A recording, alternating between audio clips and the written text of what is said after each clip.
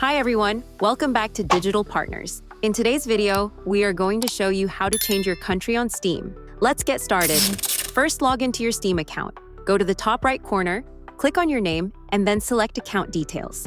Here, you will see your current country. To update it, click on Update Store Country. After that, some information will appear.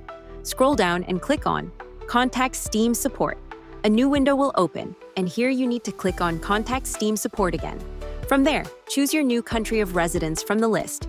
For example, United Kingdom. Next, write a short message like, "Hello, I selected the wrong country. Could you please change it on my account? Thanks."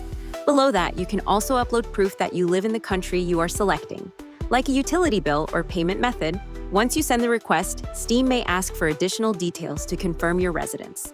And that's it. Now you know how to change your country on Steam. We hope this tutorial was helpful. If you have any questions, feel free to drop them in the comments. Don't forget to like, subscribe, and hit the bell so you won't miss our upcoming tutorials. Thanks for watching Digital Partners, and I'll see you in the next video. Bye.